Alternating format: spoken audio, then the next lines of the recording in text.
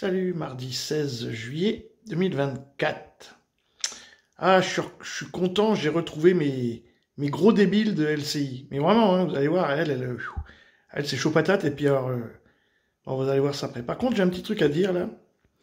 Il y a une vidéo TikTok qui tourne, il y a donc un TikToker qui s'est fait élire député européen. Mais lui, sa première préoccupation, c'est de faire du TikTok. Du coup, il a fait un TikTok salaire des députés européens. Alors, je vous dis, comme je ne peux pas mettre les liens, je vous dis, donc, il dit dans sa poche, 8 000 € déjà. Ça, c'est dans la poche. Après, accrochez-vous, 350 € par séance quand vous êtes présent. 350 € juste parce que vous êtes présent. Après, 30 000 € pour les collaborateurs par mois, pour les collaborateurs, pour trouver, bon, boutique et tout ça. Après, ils ont 5 000 €, toujours par mois, pour pouvoir rentrer chez eux. Parce que comme c'est des députés européens, ils habitent, je sais pas, différents endroits, donc ils partent de Bruxelles. Et donc pour rentrer chez eux, 5 000 € par mois. Après, ils ont 4 000 € pour promouvoir leur politique à Bruxelles. 4 000 € pour promouvoir leur politique à Bruxelles. Puis après, il dit, on a 10 000 € par mois pour faire venir des gens. Des putes, quoi, pour racoler, quoi, 10 000 € par mois.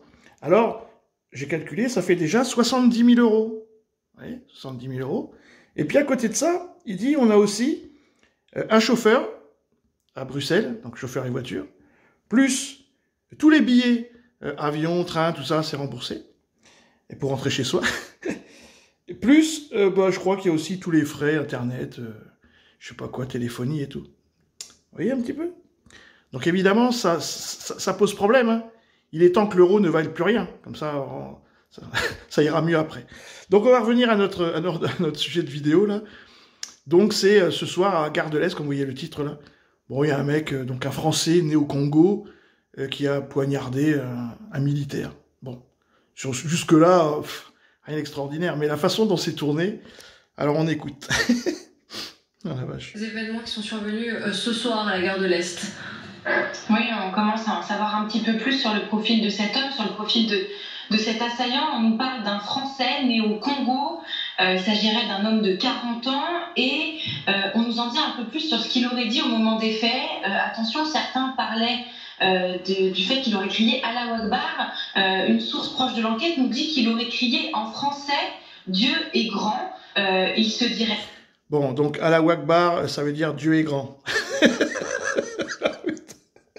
Faut quand même s'imaginer un Congolais, pour ceux qui connaissent un peu la morphologie, crier Allah Akbar. C'est fou, chaud patate. Bon, donc ça, j'avance. Vous allez voir maintenant Guillaume Roquette. Donc le gars, lui, il avait certainement fait une hypothèse quand ils en ont parlé, parce que moi là j'en suis qu'à, ouais, ça fait 35 minutes que je regarde cette merde, enfin, j'ai enregistré plutôt. Et donc ils ont dû parler. Et manque de peau, le mec, bon il a pas dit Allah Akbar, il a dit Dieu tout-puissant ou Dieu est grand. Ce qui veut dire la même chose. Et lui, regardez un petit peu. Il y a que quand on dit Allah Akbar que ça pose problème. Sinon, ça va. Affaire, le risque djihadiste, parce que les premières sources policières faisaient état de ce cri qu'aurait poussé l'assaillant, et que semble-t-il, il n'a pas poussé. Donc effectivement, s'il n'a pas dit à l'Akbar, le lien avec le djihadisme que j'évoquais tout à l'heure n'a pas lieu d'être. C'est peut-être un acte isolé, je tenais à préciser ça. Voilà, donc Allah Akbar, c'est forcément terroriste. Eh ouais, on n'a pas fini d'en chier. Salut les amis.